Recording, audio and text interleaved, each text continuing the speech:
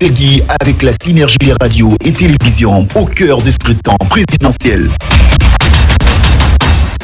À l'orée de la dernière ligne droite du scrutin présidentiel prévu le 28 décembre 2025, la Direction générale des élections se trouve au cœur d'une séquence décisive marquée par la réception méthodique et solennelle des matériels électoraux. Cette étape à la fois technique et hautement symbolique incarne la maturité du processus démocratique et la volonté affirmée de garantir un scrutin crédible, transparent et équitable pour tous les acteurs politiques et pour l'ensemble du corps électoral. La réception par la DG des spécimens des bulletins de vote remis aux candidats en lice constitue un acte fondamental. Ces documents rigoureusement conçus selon les normes électorales en vigueur matérialisent l'égalité de traitement entre les prétendants à la magistrature suprême. Chaque spécimen, validé avec soin, reflète l'identité politique du candidat. Il représente tout en respectant l'unité graphique et institutionnelle du scrutin. À travers ces bulletins, c'est la voix future du peuple qui se prépare à s'exprimer dans le calme des isoloirs et la solennité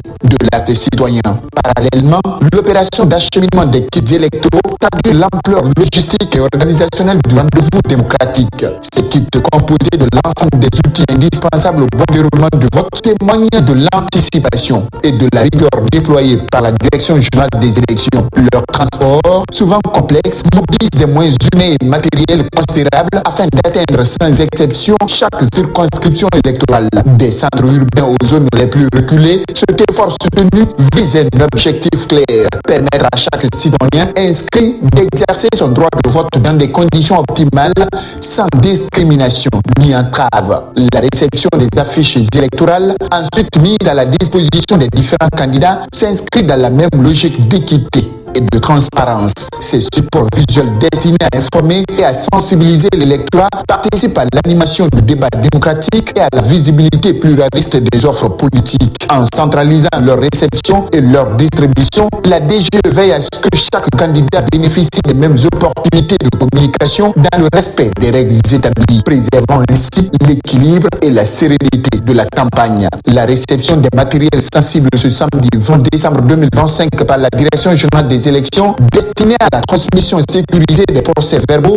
un maillon essentiel pour la transparence des résultats, revêt une importance capitale. Ces éléments stratégiques soumis à des mesures strictes de sécurité et de traçabilité constituent le socle de la crédibilité du scrutin. Leur gestion rigoureuse, depuis la réception jusqu'à leur déploiement contrôlé sur le terrain, illustre l'engagement de l'institution à protéger l'intégrité du vote et à prévenir toute tentative de fraude ou de manipulation. Ainsi, à travers la réception de ces différents matériels électoraux, la DGE entre pleinement dans la phase ultime du processus présidentiel. Chaque carton réceptionné, chaque document vérifié, chaque kit à acheminer renforce la confiance des citoyens et des acteurs politiques dans l'organisation des élections. Plus qu'une simple opération logistique, il s'agit d'un moment fort de la vie démocratique nationale où se conjuguent responsabilité institutionnelle, professionnalisme et respect scrupuleux de la volonté populaire. Le 28 décembre 2025 se profile alors comme l'aboutissement d'un travail de fond, patient et rigoureux au service de la démocratie et de l'avenir.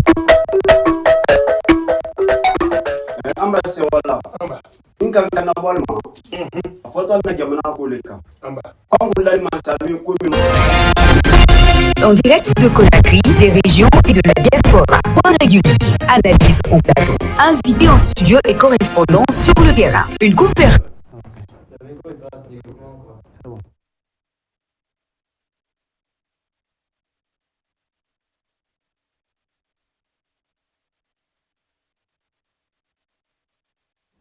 Bonsoir à tous et à tous. Bienvenue dans cette synergie médiatique présidentielle 2025.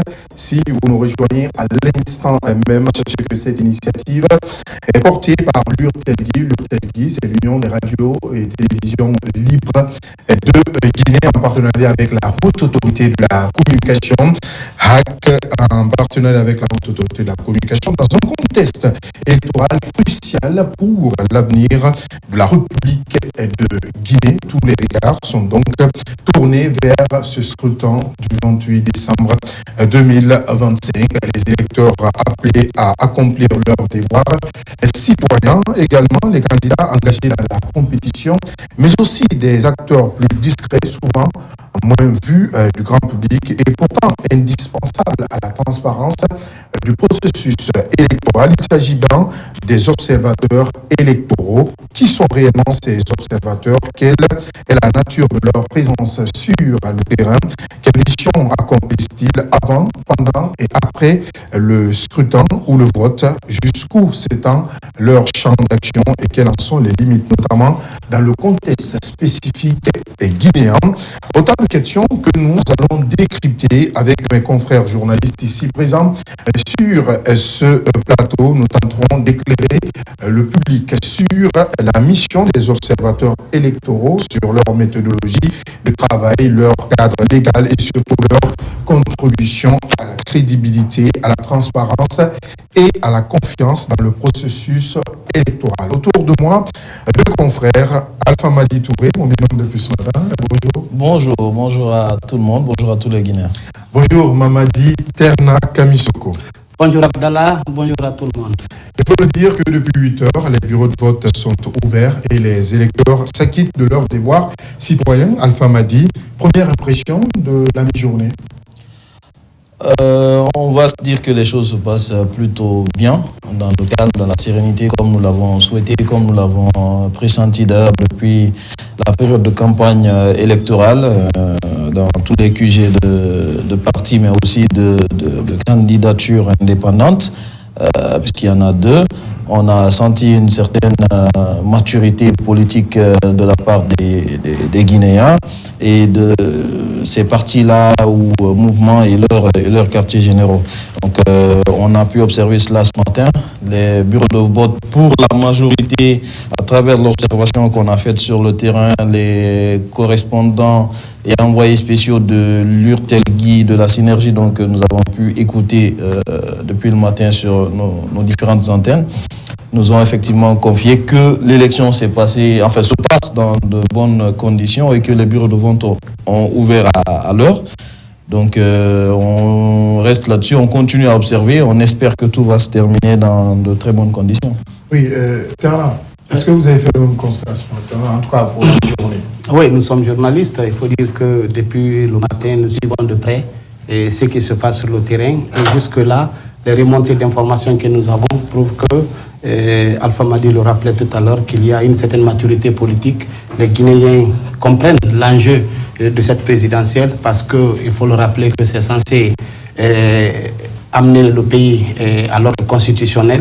C'est extrêmement important. Donc aujourd'hui, c'est 6 700 000 électeurs qui sont dans les urnes. Les remontées que nous avons dans les différentes régions administratives, la zone spéciale de Conakry, prouvent que les gens sont sortis très tôt pour aller se rendre dans les urnes. Et pour le moment, le matériel électoral était sur place. Les membres des bureaux de vote également étaient là. Jusque-là, il n'y a pas d'incident majeur qui nous a été signalé dans un quartier spécifiquement donné. Donc pour le moment, nous espérons que les choses se passent jusqu'à 18h, heure de fermeture des bureaux de vote. Mais pour le moment, globalement, ce que nous constatons sur le terrain, les Guinéens avaient envie de se rendre dans les urnes.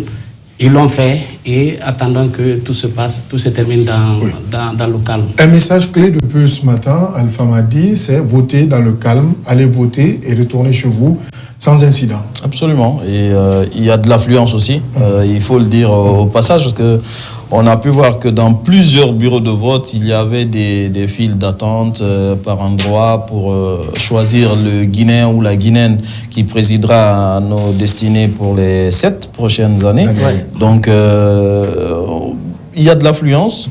Comme tu as dit, il y a une certaine quiétude qui règne, mais cela dénote aussi des dispositions prises en amont, parce que c'est pas un fait du hasard.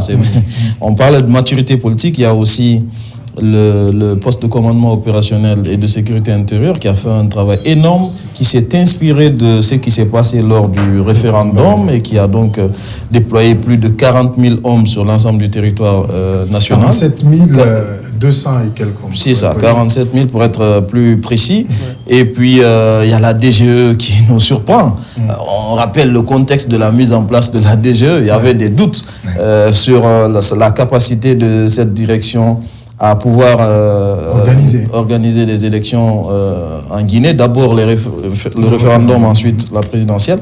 Là, c'est un taille patron qu'elle est en train de nous convaincre. Et voilà, l'ensemble du dispositif sécuritaire, du dispositif organisationnel aujourd'hui nous mène à cet état de fait. Au fait que les gens ont confiance au processus, ça fait qu'il y a l'affluence et aussi le climat sécuritaire qui règne. Il a dit, je pense que il y a une certaine maturité qui est en train de s'installer et on espère que ça va se poursuivre ainsi. Ouais, le message doit être clair. Nous sommes à la mi-journée, donc il faudra encore rappeler à ces Guinéens, ces électeurs, qu'il faudrait garder le même rythme jusqu'au soir, heure de fermeture, 18h. Jusque-là, quand même, ce qui se passe sur le terrain rassure. Parce que, je l'ai rappelé tout à l'heure, depuis là, il n'y a pas eu d'incident quand même qui nous a été remonté de part et d'autre. Parce qu'il y a des correspondants aujourd'hui qui sont déployés sur l'ensemble du territoire national, que ce soit dans les sous-préfectures, dans les préfectures, dans les régions. Pour le moment, tout se passe bien. Et on espère qu'avec les dispositifs qui ont été mis en place un peu partout, qui rassurent déjà les gens, on espère que tout se passera bien et qu'il n'y aura pas d'incident.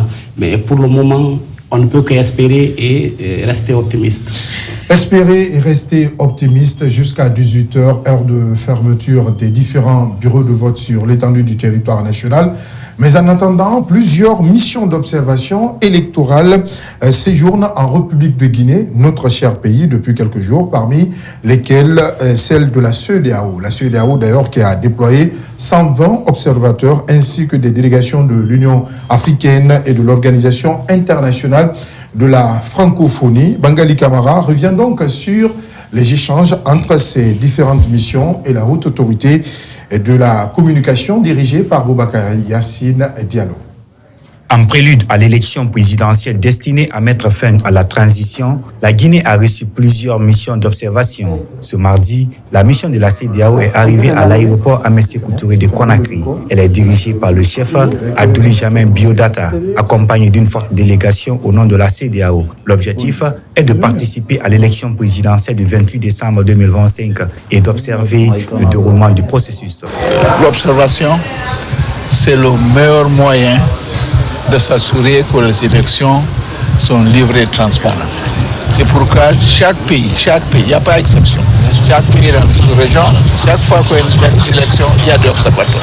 Plusieurs observateurs venus de diverses catégories socio-professionnelles seront déployés sur le terrain avant, pendant et après l'élection présidentielle.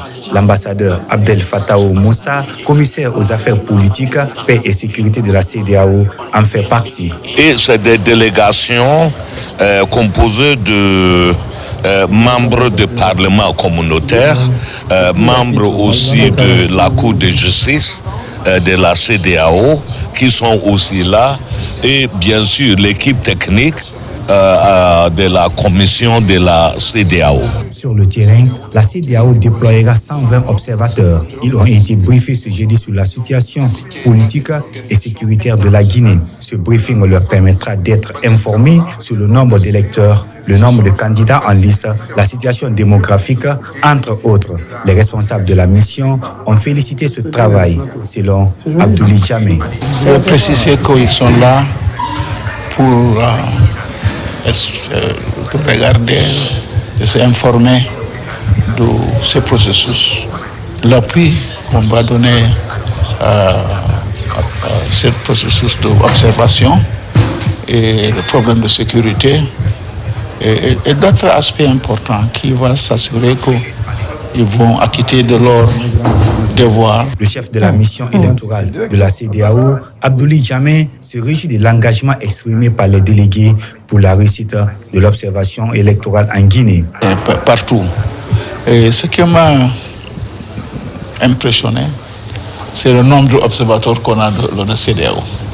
On a 120 observateurs de la CEDEAO. Ça montre l'importance que la CEDEAO accorde à ce processus. Cette mission d'observation électorale de la CEDEAO regroupe tous les pays membres, exception faite de la Guinée. À la haute autorité de la communication, le président de l'institution, Boubacar Yassine Diallo, a longuement exposé le rôle joué par son institution dans le cadre de la régulation des médias pour le processus électoral réussi. Un message porté à la connaissance des missionnaires de l'Union africaine et de la Mano River Union.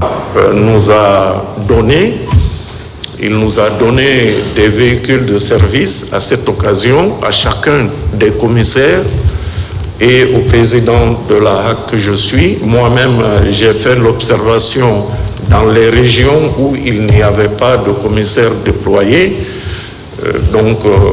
Comme vous le voyez, nous avons couvert tout le territoire. L'ancien président du Burundi et chef de la mission de l'Union africaine pour l'élection présidentielle en Guinée a déclaré le but de leur arrivée à Conakry. Il a également exprimé sa satisfaction à la suite de l'intervention du président de la HAC.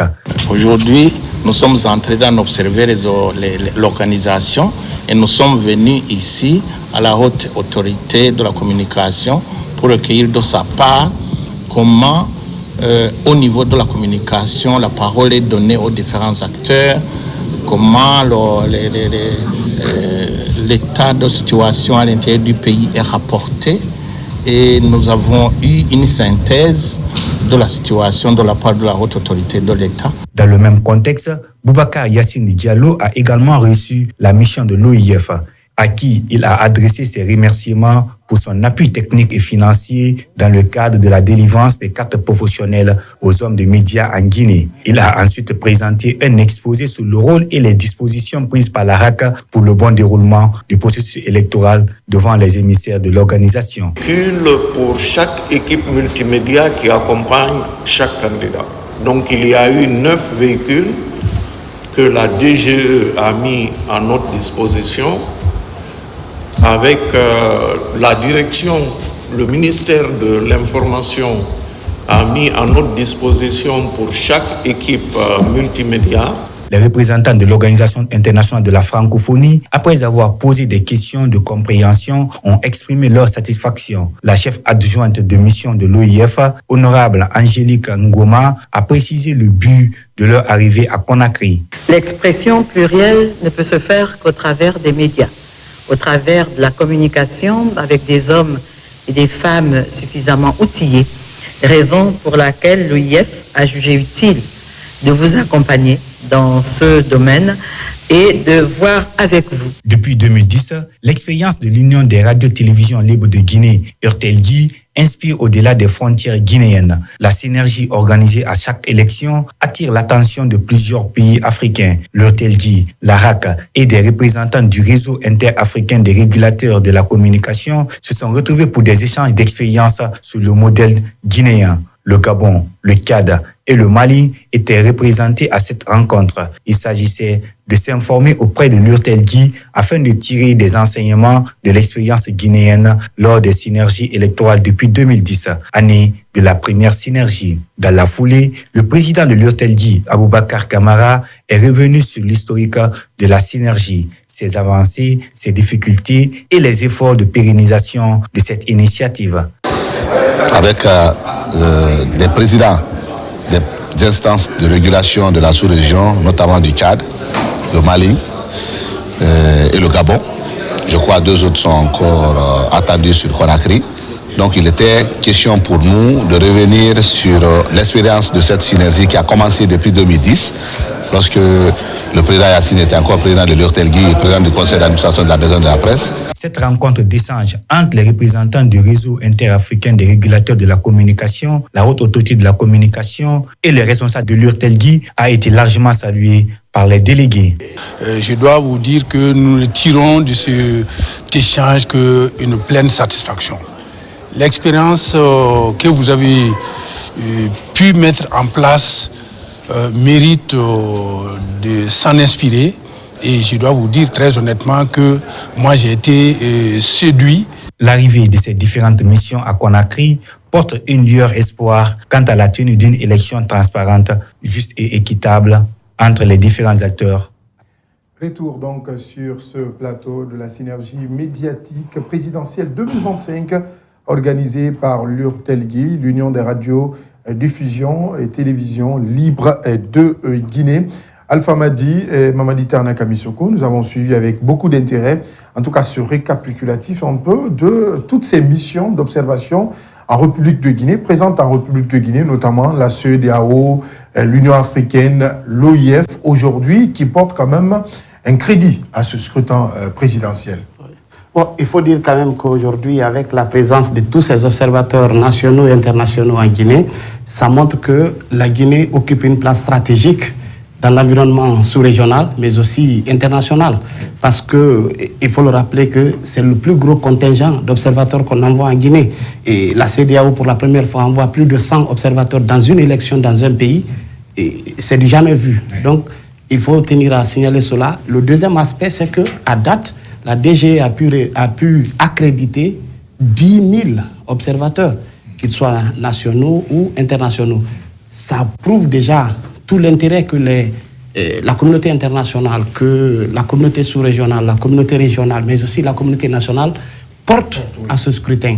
C'est un enjeu extrêmement important parce que la présence des observateurs aujourd'hui rassure les différents compétiteurs. Oui. La présence des observateurs rassure les citoyens qui vont voter parce qu'ils ont un regard extérieur, ils ont un regard critique sur la façon dont nous organisons nos élections. Moi, je pense que ce sont des aspects qu'il faille aujourd'hui saluer et un observateur, son rôle est très clair. Il n'intervient pas directement dans un processus. Il vient pour suivre de près comment les choses se passent. Donc aujourd'hui, vu tout ce que nous voyons sur le terrain, la mobilisation des observateurs dans les différents bureaux de vote, à Conakry, tout comme à l'intérieur du pays, vu l'intérêt que nous... Parce qu'il ne faut pas oublier que la Guinée aussi, on a 9000 observateurs sur le plan national. Et la dynamique œil du citoyen, seul avec le CNOSC en tête, a pu mobiliser 8000 observateurs qui sont aujourd'hui déployés un peu partout sur le territoire national. Donc, ils sont en dynamique avec certaines organisations de la société civile. Ça fait qu'aujourd'hui, le travail devient facile sur le terrain. Tout ceci, le rapport que ces gens-là vont dresser, ces rapports-là vont aider davantage non seulement à crédibiliser le vote que nous faisons, mais à améliorer d'autres processus à venir. Moi, je pense que c'est ce élan, c'est cette dynamique qu'il faut saluer aujourd'hui. Plein d'observateurs en République de Guinée, et Terna l'a déjà rappelé, ce qui permet à ce processus d'avoir une certaine crédibilité sur le plan national, également sur le plan international, Alpha Madi. Absolument. Les observateurs, ils servent à ça. C'est un peu le thermomètre du processus électoral, donc ils permettent de mesurer la crédibilité du vote, etc., la sécurisation du vote des citoyens, etc. Donc ils sont là, ils observent et ils rendent compte après. Donc le fait de voir une présence massive des observateurs, que ce soit les observateurs nationaux, parce qu'on a parlé des organisations de la société civile, il y a l'ONASUR aussi qui a été mise en place lors du référendum et qui poursuit son travail. Et puis il y a d'autres organisations, vous avez parlé de l'OIF, de la CEDEAO qui sont venus. Donc il y a des observateurs nationaux et internationaux. Oui. Donc c'est bien de dire que, comme on le disait tout à l'heure, que la DG a pris toutes les dispositions, mais après il faut observer sur le terrain. Je mets même dans les observateurs la synergie, parce que nous avons des journalistes déployés sur le terrain, qui des journalistes de la télévision, enfin de la presse publique et privée, qui observent ce qui se passe sur le terrain et qui remontent l'information en toute transparence et indépendance. Donc on voit que cette élection, ce processus électoral est en train de se donner une crédibilité. Et c'est ça, à la clé, à la fin, c'est ce qu'on dira. Est-ce que l'élection est crédible? On veut une élection crédible, transparente, apaisée, libre. La crédibilité, pour moi, c'est l'élément essentiel. Et je pense que la présence de ces observateurs va strictement dans ce sens et c'est encouragé.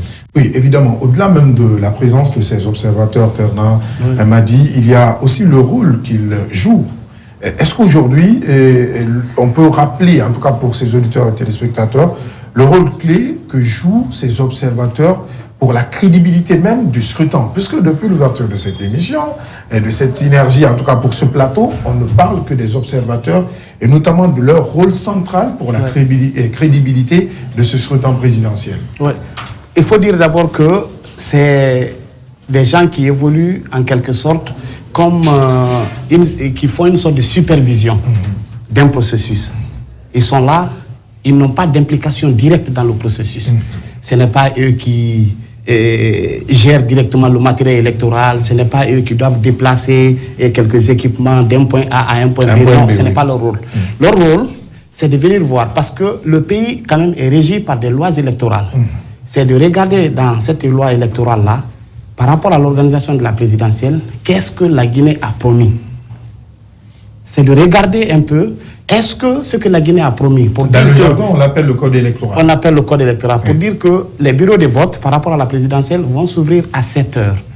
Ils viennent dans un bureau de vote pour s'assurer que le bureau de vote a effectivement ouvert à 7 heures. Ils peuvent aussi... Parce que pour que le bureau de vote s'ouvre à 7 heures, il faudrait qu'il y ait du matériel électoral. Il faudrait qu'il y ait des bulletins de vote, il faudrait qu'il y ait l'isoloir, il faudrait qu'il y ait des comment on appelle ça, l'encre indélébile, il faudrait, en tout cas, tout ce qui concourt au vote, même le bulletin de vote. Il faudrait que tous ces éléments-là soient sur place. Eux, ils viennent voir tout cet aspect-là, tout cet arsenal-là pour voir dans un bureau de vote, est-ce qu'effectivement ce matériel-là est sur place? Est-ce qu'effectivement les bureaux de vote ont ouvert à l'heure? Est-ce qu'effectivement les membres du bureau de vote sont présents? Oui. C'est extrêmement important. Et mieux, ils peuvent s'assurer aussi, parce que par rapport à cette présidentielle, on a 9 candidats. Est-ce que les représentants de ces 9 candidats sont présents dans les différents bureaux de vote? Évidemment. Ce sont des éléments qu'ils notent dans leur petit carnet, et après, ils établissent un rapport. Et ce rapport-là n'a pas, en quelque sorte, d'exigence sur un pays. Mais ça dénote, ça permet à ceux qui n'étaient pas en Guinée, à la communauté internationale, à la communauté régionale, de s'assurer que le scrutin de la Guinée s'est passé dans les meilleures conditions. Parce que les rapports des observateurs neutres qui étaient là l'ont démontré. Mais parfois, l'avantage en quelque sorte de ces rapports-là, c'est que ça peut aider à crédibiliser le scrutin qui est en cours, tout comme ça peut aider à améliorer les prochains processus électoraux. C'est un peu l'avantage... Un double rôle. Un double avantage en quelque sorte. C'est un peu ça, l'avantage qu'on a de la présence de ces observateurs. C'est vrai qu'on a des nationaux, mais le regard extérieur compte beaucoup, et pour les Guinéens et pour la communauté internationale. Et ce qui est très important, également, Alpha Madi, très important. Oui, déjà la première des choses pour les observateurs, ils ont un premier rôle qui n'est pas codifié, mais qui paraît très évident, c'est la dissuasion. Donc, tu vois un observateur tout de suite dans un bureau de vote, c'est pas qu'il va te dire ne fais pas ci, ne fais pas ça, mais leur présence met en place en quelque sorte cette dissuasion et qui pousse ceux qui ont des intentions ou même pas des intentions, qui ont envie de pas bien faire, de bien faire, de se concentrer, de bien faire le travail. En plus, donc au-delà de la dissuasion, il y a la crédibilité, mais il y a aussi l'alerte. Parce que le rapport dont il parlait tout à l'heure qui est établi, plus il est positif, plus l'élection est crédible. Plus, et il ne faut pas voir le rapport d'un observateur électoral comme une charge pour... un pays, il disait tout à l'heure que ça peut améliorer les prochains processus électoraux. Donc c'est pas forcément... il peut y avoir des oublis ou un problème de... Parce qu'on a formé les gens. Il y en a qui peuvent ne pas avoir assimilé la formation et par méconnaissance peuvent agir d'une certaine façon. Donc les rapports-là permettent ces petits manquements de les remonter et les prochains processus électoraux pourront aller vers la perfection. Donc leur présence, comme je dis encore une fois, est très importante dans une élection. Il y a cette dissuasion, il y a la crédibilité, mais il y a aussi l'alerte. Ce sont 3 éléments clés du rôle des observateurs électoraux qui peuvent permettre d'accorder un crédit à une élection. Un rôle essentiel, il faut le dire, Alpha Madi. Je reste avec vous. Mais aujourd'hui, peut-être un citoyen ou le citoyen à la maison qui est à la maison, qui nous regarde ou qui nous écoute, se poserait peut-être la même question que moi. Est-ce que ces observateurs peuvent-ils intervenir en cas d'irrégularité? Non, comme on l'a dit, le rôle se limite à l'observation. C'est pas, ils constatent des choses et il y a un rapport. D'ailleurs, je vous donne une anecdote. On a appelé à un moment donné des observateurs pour être dans des plateaux d'avant soirée électorale. Et ils ne peuvent pas y être simplement parce que il faut un rapport. C'est un travail scientifique. Tu observes et tu prends le temps de faire le rapport et ensuite tu rends compte. Donc ça va être dans les 24 ou 48 heures après. Donc un droit de réserve. Normalement, donc ça va être 24-48 heures après le processus électoral. Donc ils ont leur travail peut crédibiliser une élection, mais ils n'ont pas de pouvoir direct sur le processus électoral. C'est pourquoi leur nom est vraiment très illustratif. Ce sont des observateurs. Donc ils viennent observer et leur avis après peut servir à améliorer le processus. Donc on peut dire qu'ils sont considérés ou qu'ils sont au même titre que des caméras dans une salle. Observer, se taire, c'est ce que nous faisons. Un observateur, c'est comme une caméra. La caméra n'intervient pas, capte tout ce qui se passe et après rend compte. Donc pour ces citoyens, comme l'a dit Madi, est-ce qu'il faudrait qu'ils comprennent que ces observateurs sont là comme, c'est pas une comparaison, comme des caméras. Oui, non, je pense que c'est la description parfaite d'un observateur parce que, on l'a dit tout à l'heure là, c'est des gens qui ont un mandat très clair. D'abord, lorsqu'ils viennent dans un pays, ils sont reçus par les autorités, ils reçoivent une accréditation. Et l'accréditation là dit clairement que leur mandat se limite à l'observation du processus, à suivre de près l'évolution du processus, comment tout le processus s'est bien déroulé, est-ce que la façon dont ça s'est déroulé, ça correspond à ce qui est décrit dans le code électoral de ce pays. Et ce sont des choses qui sont déjà connues d'avance, mais il y a quand même des limites à ne pas franchir. Un observateur n'est pas quelqu'un qui doit s'immiscer directement dans le travail qui est fait sur le terrain. Comme quand il voit tout à l'heure qu'un matériel électoral est très mal posé, ou bien l'isoloir est à un endroit qui est un peu éloigné des gens, ou bien le bureau de vote est un peu éloigné des citoyens. Ce n'est pas à lui de dire aux gens, rapprochez ce bureau de vote des citoyens, ce n'est pas à lui de déplacer cet isoloir à tel endroit pour l'amener. Non, non, non. Il n'a pas à le faire. S'il constate ces manquements, tout ce qu'on lui demande, c'est de noter dans son petit carnet. Après, le processus du vote, il rend compte dans son rapport. Ce rapport-là n'est pas soumis qu'à la Guinée. C'est un rapport qu'il présente à la Guinée, mais c'est un rapport aussi qu'il soumet à ses partenaires, parce que tous ces observateurs qui viennent ici, ils ont des partenaires avec qui ils travaillent. C'est des gens qui ont peut-être reçu des financements des institutions, des organisations internationales. Donc, ils doivent aussi produire ces rapports pour ces institutions. Donc, ça permet à ces institutions de s'assurer qu'en Guinée, l'élection s'est déroulée dans les meilleures conditions, ou en Guinée, l'élection ne s'est pas déroulée dans les meilleures conditions. Donc, leur rôle vraiment se limite à ça, mais ils n'ont pas d'ingérence, d'implication directe et immédiate dans le processus électoral. C'est extrêmement important. Il faut le rappeler. Qu'ils soient des observateurs nationaux ou internationaux, leur rôle se limite uniquement qu'à l'observation. Il faudrait même que les agents ou les membres du bureau de vote comprennent que ces observateurs sont là pour faire leur boulot. Oui, parce qu'il y a des moments que quand les membres des bureaux de vote voient ces observateurs-là, ils sont un peu influencés et parfois ils leur demandent même est-ce que ce qu'on fait là c'est normal? Ce qui n'est pas normal. Alors que ils essaient de se faire valider. Justement, alors que ce n'est pas dans leur mandat et ils peuvent, parce que si ils se livrent à de telles choses et qu'on les voit, et ça risque de coûter en quelque sorte cher, parce que ça peut même aboutir au retrait de l'accréditation de cet observateur. Donc ce sont des choses à ne pas du tout faire lorsque nous sommes considérés comme observateurs électoraux. Oui, c'est important parce que déjà, comme on dit, il y a une formation que la DGE a bien voulu offrir justement aux observateurs locaux. Bon, les observateurs internationaux, on présume qu'ils ont une certaine expérience des processus électoraux, notamment en Afrique. Donc, ils sont normalement censés être au courant des limites. Voilà. On connaît, vous l'avez dit, il y a un code électoral. Il y a peut-être des nouveautés aujourd'hui. On parlait de... Est-ce que quelqu'un... L'interdiction même du téléphone. Oui, est-ce que quelqu'un est entré dans l'isoloir avec un appareil permettant de faire la prise de vue? J'ai vu, ok, je note dans mon rapport que dans tel bureau de vote, il y a eu cela. Est-ce que le matériel, après le vote, est-ce que les résultats ont été affichés devant le bureau de vote? Parce que le PV signé doit être affiché devant le bureau de vote. Est-ce que ça a été fait? Comme pour l'acheminement, etc. Donc, vous connaissez le processus, c'est déterminé dans le code électoral. Vous notez ce que vous avez vu, ce qui s'est fait, et ça vous sert dans votre rapport.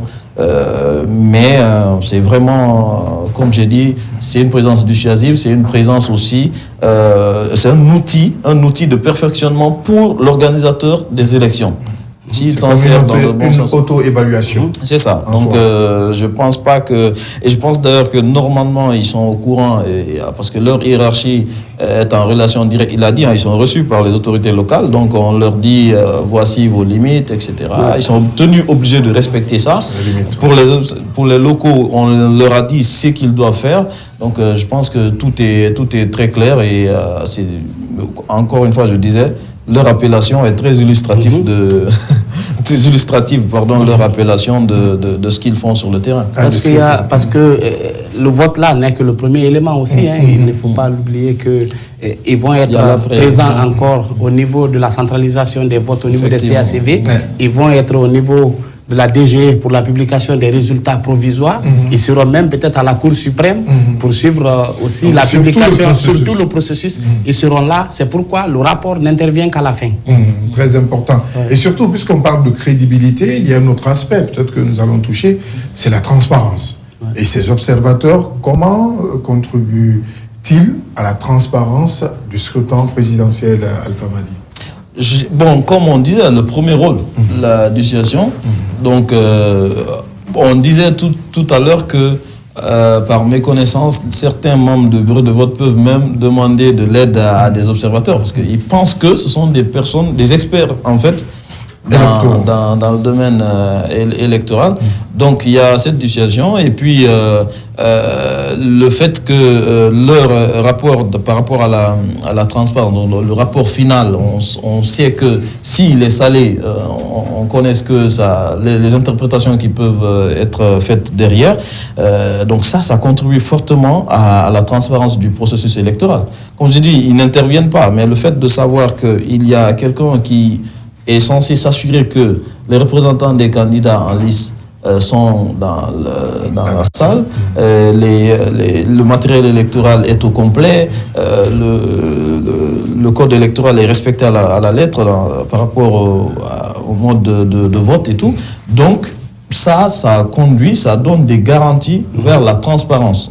C'est pas eux qui vont garantir totalement la transparence. Pour moi, la transparence, c'est un concours d'efforts pour partir vers la transparence. C'est-à-dire qu'il faut que la DGE joue son rôle, il faut que les forces de sécurité et de défense jouent leur rôle, parce que si le matériel électoral n'est pas acheminé dans des conditions de sécurité optimales, on peut être exposé à tout type de vandalisme. Donc c'est pourquoi le véhicule de la DGE est au milieu. Il y a un pick-up devant et un autre derrière, donc c'est sous escorte. Et la presse, les observateurs, etc., tout le monde, les partis politiques ou mouvements à travers leurs représentants dans les bureaux de vote. Donc c'est un concours. Il faut que tous ces éléments soient réunis pour qu'on parle de transparence. Mais ce ne sont pas que les observateurs qui vont donner cette transparence au processus électoral, puisque vous l'avez dit tout à l'heure, Terna, et du bureau de vote à la centralisation, de la centralisation à la DGE, de la DGE, les résultats provisoires jusqu'à la Cour suprême. Ces observateurs seront là. Donc, c'est comme une obligation pour ces observateurs, mais qui doivent aussi agir en toute neutralité. Oui, absolument. On l'a dit tout à l'heure. C'est pourquoi ils suivent tout le processus. Ils ne peuvent pas se limiter uniquement au niveau des bureaux de vote pour dire qu'ils ont observé les élections. Non. Je suis désolé. Lorsque vous constatez comment le vote s'est passé tout dans le calme, dans la transparence, il y a eu une forte mobilisation dans les bureaux de vote, un rapport sur une élection ne peut pas se limiter à ça. C'est tout le processus qu'il faut observer. Parce qu'après le vote, il y a une autre étape qui va suivre. C'est la fermeture des bureaux de vote. Est-ce que les bureaux de vote ont fermé à l'heure? Ils ont un regard dessus. Est-ce qu'il y a eu une prolongation d'1 heure de temps ou de 2 heures de temps comme ce qu'on a fait au référendum? Parce qu'il y a eu une rallonge de 1 heure de temps. Est-ce que ça va se reproduire aujourd'hui? On a besoin de ils ont besoin d'observer ces paramètres-là. Est-ce que, quand les bureaux de vote ont fermé, est-ce que les représentants des partis politiques étaient là pour s'assurer que les bulletins ont été dépouillés? Étaient là avant, pendant et après le dépouillement. Est-ce que le dépouillement s'est passé devant tout le monde, devant les représentants de tous les compétiteurs? Est-ce qu'il y a une concordance entre le nombre de bulletins et le nombre de votants? Il y a tous ces éléments-là qu'ils doivent observer.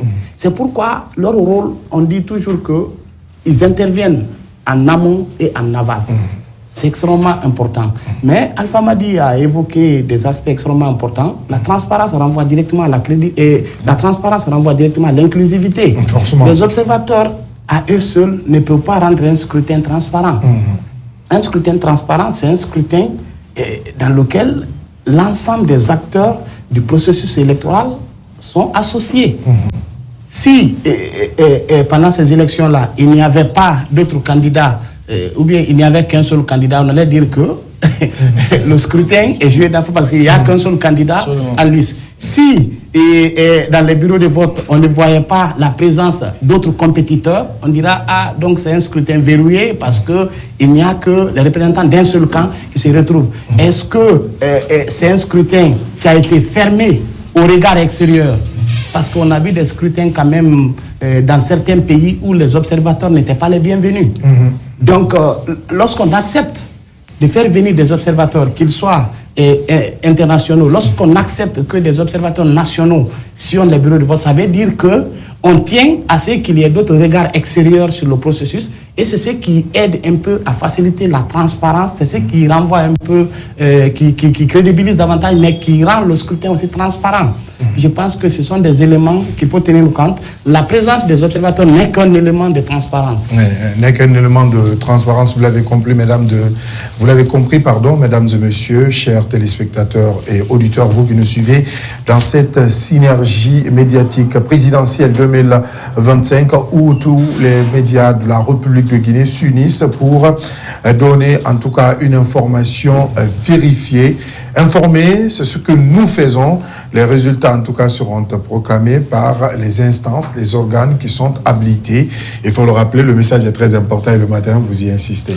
Oui, et l'autre message, par rapport à la proclamation justement des résultats, vous faites bien de préciser que c'est la DGE qui donne les résultats compilés, provisoires compilés à travers les... Donc nous, ce qu'on va faire, ce sont les résultats des bureaux de vote affichés. Donc tout le processus a pris fin. La précision, elle est importante, affichée. Affiché, c'est pas, donc on prend le temps, on ne compile pas, on donne bureau de vote par bureau de vote. Je pense que le process est connu déjà par ceux qui ont l'habitude de suivre la synergie. Et je disais au départ que nous sommes nous aussi des observateurs, parce que pour moi la plus grande observation c'est celle qui se passe dans un bureau de vote. Parce que la centralisation, tout le monde est là, tout le monde se sent concerné. Mais les petits bureaux de vote à l'école primaire de Simba, comment ça s'est passé dans le bureau de vote numéro 7, etc. C'est ça dont on a besoin, et si ça s'est bien passé lors du référendum, on espère que ça sera le cas. Et on va observer, il y a une ligne directe qui est ouverte à la DGE. Dès que les résultats commencent à tomber, ils seront en direct dans la synergie. Donc tous les Guinéens, heureusement que la télévision nationale est à synchroniser et même dans l'organisation de la synergie, on ne cessera de remercier le ministre et la directrice générale de la RTG. Et voilà. Et aussi l'URTELGI. Oui, organisatrice, évidemment, qui chapeaute les choses, mais bon, il faut remercier et aussi la radio rurale pour toucher. C'est pourquoi il y a beaucoup de programmes en langue, pour toucher vraiment nos compatriotes qui sont à l'intérieur du pays, qui ne comprennent pas certainement les langues que nous utilisons pour communiquer. enfin les autres langues, je parle du français. Donc voilà, c'est important et ça tout cela contribue, il a dit, c'est l'observation, c'est un élément de la transparence. Donc l'autre élément, ça va être la presse et tous les autres éléments qui entrent en compte. C'est quand même une innovation, il faut le dire, je crois que Madi l'a rappelé. Aujourd'hui, tous les médias se mettent en branle pour informer le peuple de Guinée quant à ce rendez-vous important, ce rendez-vous de l'histoire de la République de Guinée, puisqu'il faut le rappeler, depuis 4 ans, nous sommes dans une transition. Nous sortons d'une transition et cela nous permet un retour à l'ordre constitutionnel. Mais au-delà, la presse aussi innove à travers cette synergie d'action entre les médias de service public et les médias privés. Non, ça veut simplement dire que les médias sont complémentaires. Il y a beaucoup de journalistes qui évoluent dans le privé et qui ont eu un passage remarqué au niveau du public. Il y a vice-versa. Donc, je pense que réunir les médias publics et les médias privés aujourd'hui autour d'un enjeu aussi national, et je pense que c'est fondamental et la presse guinéenne l'a toujours démontré, parce qu'on est à plusieurs synergies maintenant et à l'actif de la Guinée. La synergie est devenue pratiquement la marque de fabrique de la presse guinéenne, parce que c'est une expérience très rare dans la sous-région et aujourd'hui il y a énormément de pays qui s'inspirent du modèle guinéen et c'est ce qu'il faut saluer aujourd'hui. On a lancé une dynamique depuis quelques années qui aujourd'hui est comment je peux le dire ainsi, implémenté aujourd'hui dans d'autres pays de la sous-région. C'est ce qu'il faut saluer aujourd'hui, c'est cette dynamique qu'il faut aussi continuer. Et en Guinée, ce qui a commencé avec l'Urtelgui et les médias publics, je pense qu'il faut le capitaliser et pendant de longues années, parce que nous sommes appelés à travailler ensemble sur énormément d'aspects.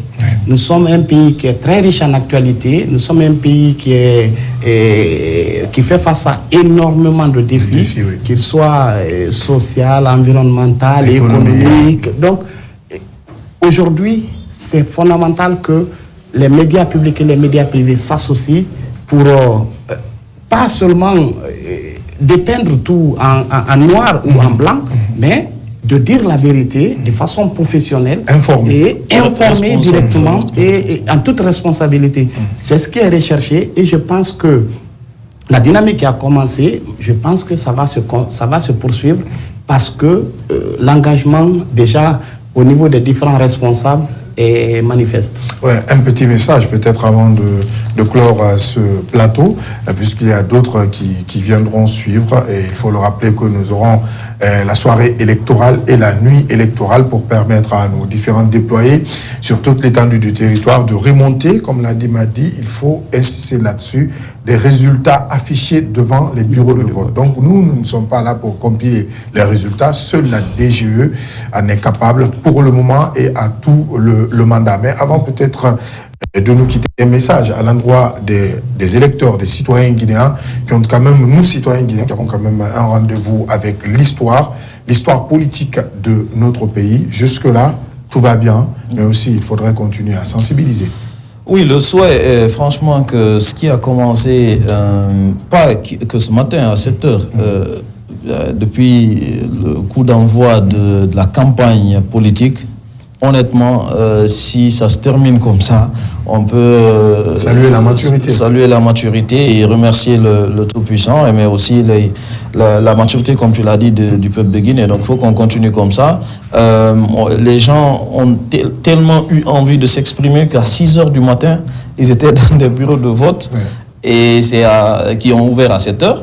Donc, mais ils étaient là, ils ont attendu que les bureaux de vote ouvrent pour pouvoir glisser leur bulletin dans le bureau de vote.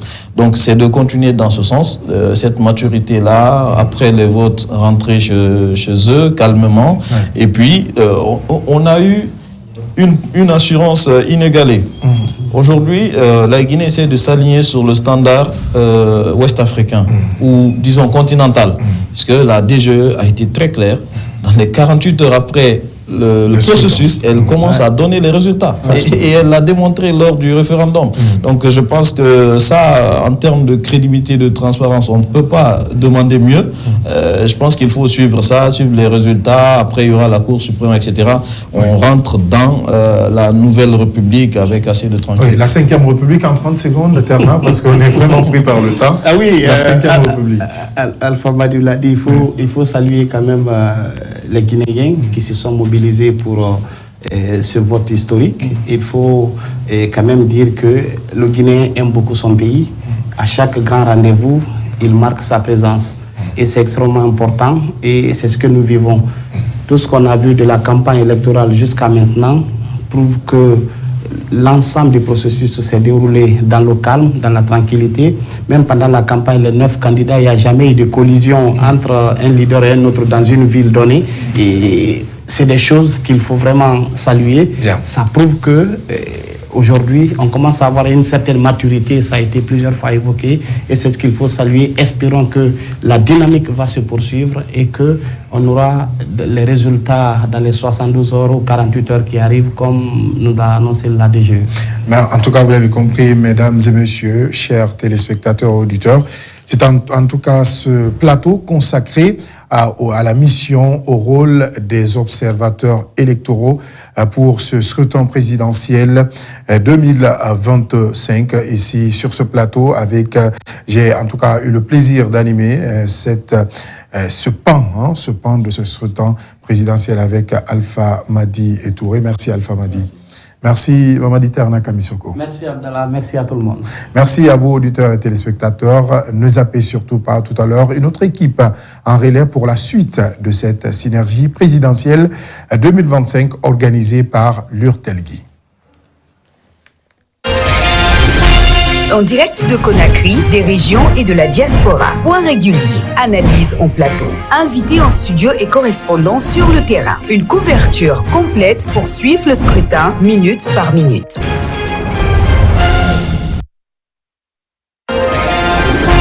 En direct de Conakry, des régions et de la diaspora. Point régulier, analyse en plateau. Invités.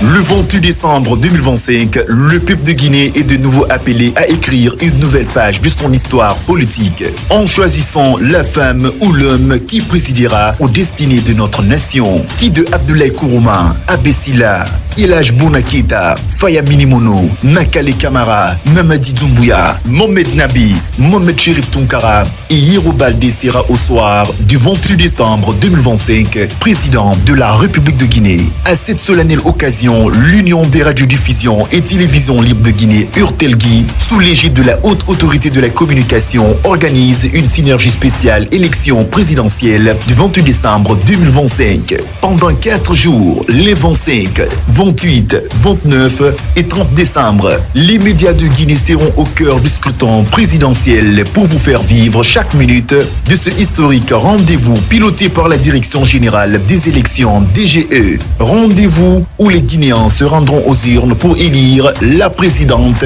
ou le président de la République.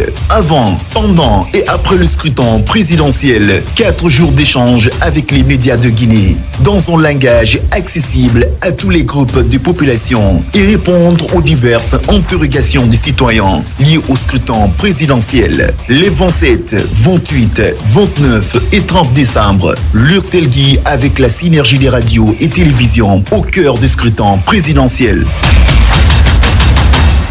À l'orée de la dernière ligne droite du scrutin présidentiel prévu le 28 décembre 2025, la Direction générale des élections se trouve au cœur d'une séquence décisive marquée par la réception méthodique et solennelle des matériels électoraux. Cette étape à la fois technique et hautement symbolique incarne la maturité du processus démocratique et la volonté affirmée de garantir un scrutin crédible, transparent et équitable pour tous les acteurs politiques et pour l'ensemble du corps électoral. La réception par la DGE des spécimens des bulletins de vote remis aux candidats en lice constituent un acte fondamental. Ces documents, rigoureusement conçus selon les normes électorales en vigueur, matérialisent l'égalité de traitement entre les prétendants à la magistrature suprême. Chaque spécimen, validé avec soin, reflète l'identité politique du candidat qu'il représente tout en respectant l'unité graphique et institutionnelle du scrutin. À travers ces bulletins, c'est la voix future du peuple qui se prépare à s'exprimer dans le calme des isoloirs et la solennité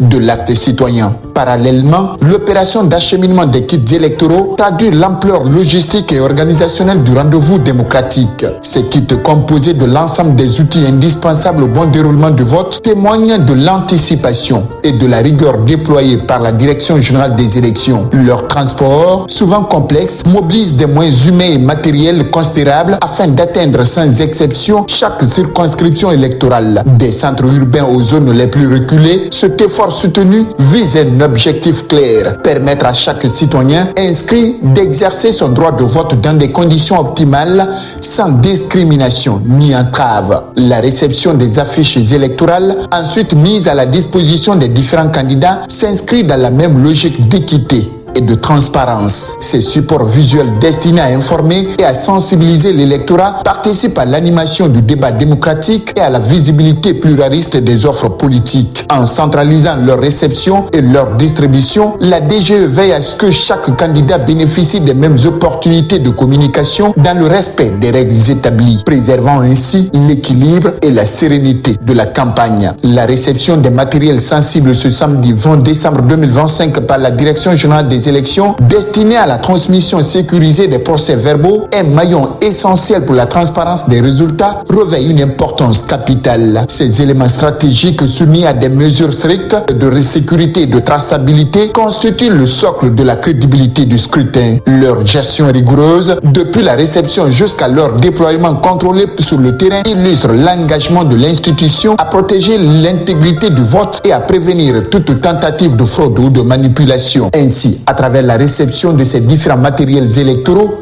la DGE entre pleinement dans la phase ultime du processus présidentiel. Chaque carton réceptionné, chaque document vérifié, chaque kit acheminé renforce la confiance des citoyens et des acteurs politiques dans l'organisation des élections. Plus qu'une simple opération logistique, il s'agit d'un moment fort de la vie démocratique nationale où se conjuguent responsabilité institutionnelle, professionnalisme et respect scrupuleux de la volonté populaire. Le 28 décembre 2025 se profile alors comme l'aboutissement d'un travail de fond, patient et rigoureux au service de la démocratie et de l'avenir. Ambra se walla amba ninkan kana balma foto na gamana ko leka amba kon kulali masami ko mi matian ko mo si kana son ko do yibo ke matasi mendo ai benyoma sai masasi nyama suka no fama moko namba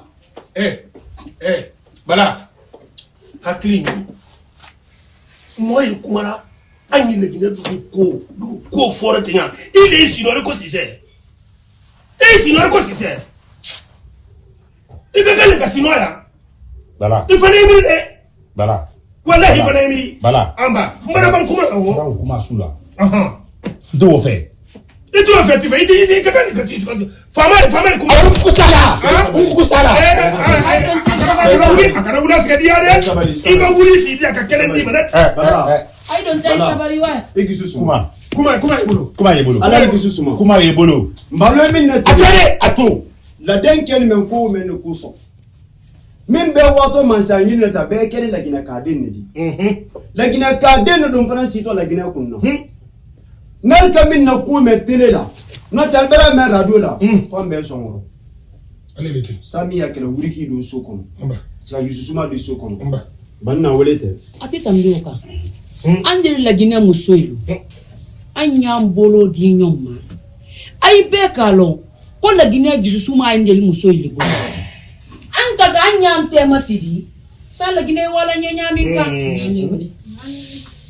atabata miola kan bolo di nyoma ka fan denye ka fan na mobile nye election minani nyina sandi se wala nywa voter nkamilo alele wodi nyale wodi ka fo démissionner fana nye ko mo si kana son modo ina kini gisu la gele femma mimbar la ben jamana kono de ya tien ko kam la ora ben va tu nyale wodi la gine politicien anya min fora lié alba wulu kuma fola aliyo kuma fo mi yele gine kel bion do ngombolo alkana kuma fo mi nya ko do no nyonna la gine pilo nan nedi nin kele wala koro la gine te se wala nye anya mbolo do nyombolo anya la gine la wanye la Guinée calme, le 28 décembre, à l'Europe du Chimaro, à l'Europe du Chimaro.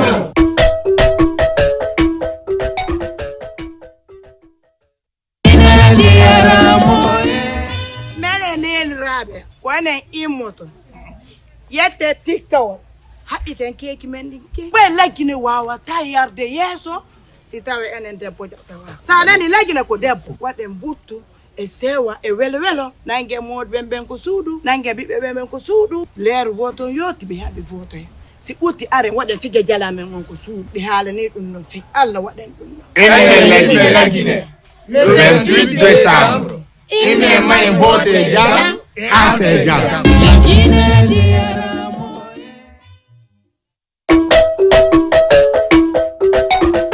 hay commune no diondo haray o élection no fewndi do le 28 décembre haray mo kala men ko wakilo wala ko waawi ko haray jaba leydi hibba ija hibba ni leydi men sabu e karamo so hey kan karamo so pay kon ko no wole ko handu wadi pay ko no hawte awole téléphone awole téléphone ay kwa fala ka sugudingo wana sufadi ay kwa mi fala ka gere atu atu kama mona atude mifanki mifanki oliba hala ko dum nyoni yottina ndem den fo jantu nani hala andi ton be wombe jantube do o élection il faut ko Guinée yembe honnête il faut ko Guinée yembe peut-être andi ton ene wombe vote de ben ko il faut ko Guinée yembe wombe addede Sylvia o aina o luma o election han o gasa na ko Guinée yembe ko ngani wala ko watta hila kala ko résultat jonno ya kala ko be inno ko dum do woni gonga jaben dum jabe de ko dum no mojjude ko gongani hala en jentaki kadi nani kali hal no gota en jam ana politicien on faut qu'on Guinée nene goto babo goto belet hala don wolude fi en sendudo hala si fi en nangodre en fala do jide nyippo ko dum don men fala basi bo sengeni do joni kenen kadu wonata ko gongari enen be sukaade wote en jabu bonne ko mokkina ko ay fen bonni ko mokkina ko areta ko enen wawata moddi fi o le 28 décembre kala andudo mo wonanda o ya wadana on do hara jere wadali idan hibbali yiltoda ko ma doy hara fusu wadali enen nene rabe la Guinée namu wana imoto yete tikawa happy thank you Mendinke si la Guinée moƴƴi ko enen ɓe la Guinée wawa tayarde yeeso si tawi enen debbo jaɓtawa ko gongani sa nani la Guinée ko debbo ɗum fi Allah waɗen buttu e sewa e welo ha ɗum feƴƴe jam moƴƴere nangue moɗɓe ɓen ko suudu nangue ɓiɓɓe ɓen ko suudu leer voto yoti ɓe haaɓe votoya si uti are waɗen fige jala men on ko suudu haralani te jaɓude yimɓe ɓen yalta gongani ɗi haalani ɗum noon fi Allah waɗen ɗum noon ene la Guinée le 28 décembre ine may vote jam ate jam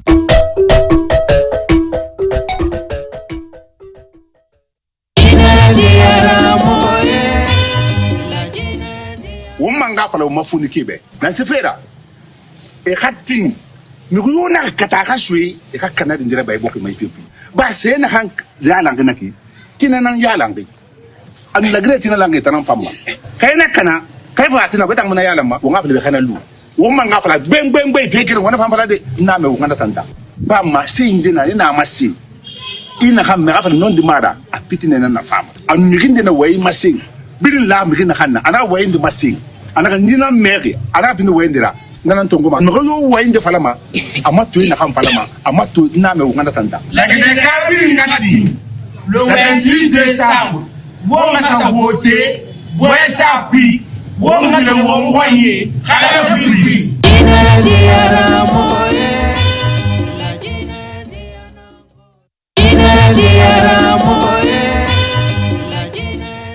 Lakini kana re masengiti e barwa menga yako nete nyaki mu yo fure ma bi kida gife bara confier mi rera na rela mi raye ba fi rera fuen akhi fa mi kirin na kan fa la mena fa la fi ra ginen generi awon bringati nanana bara malima la gine kana fa na la gine kena fa la khi la gine kena wote awon ngati nanana la gine kabiri ngati le 28 décembre wonga sa voter boesa puis wonga le wongoye kala puis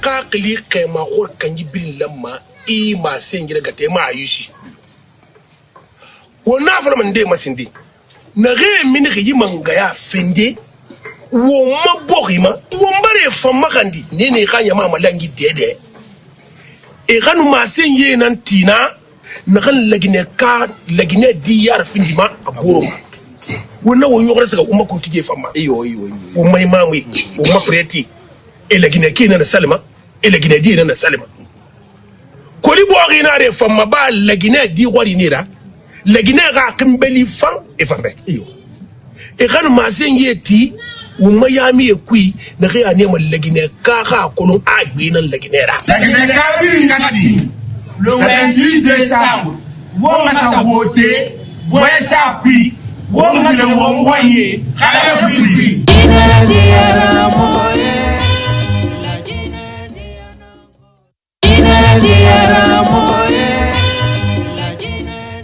yi khalapi khimbeli asabi na mrin reira jinina wontan gine bonye sabi na wontan gine na reira di kanye na wontan gine na reira wonna wombela ka so wombore yi wonna wonta gi khiri ben ala ko di election dengi ma bonye sa no khala pupi kine ne lumu fili songa muti na sembe langi gine na ma ba gine ni te fe na hanna bonye sa na nan ku lakini kabiri ngati le 28 décembre wonga sa voter boesa puis wonga le wongoye khala puis le 28 décembre wonga sa voter boesa puis wonga le wongoye khala puis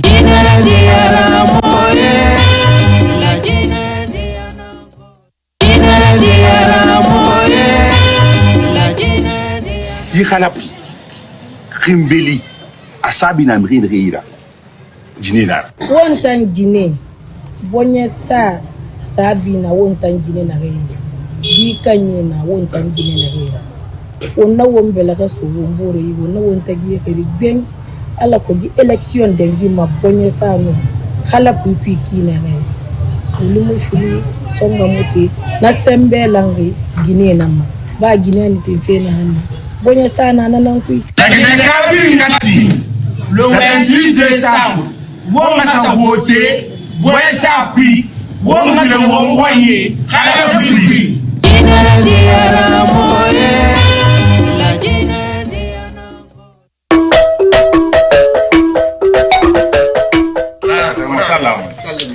utine da kan fora mubarafa mutra no fa wutu awo sati wonna ga wotura ba le 28 décembre boesa ku le ne fam na wonna ke begbe so to da fi awon nakati abadan badali nakati ni ba fi da lakini kana re masengiti e barwa menga yako nete nyaki mu yo fure ma bi kida gife bara confier mi rera Sur le terrain, une couverture complète pour suivre le scrutin minute par minute.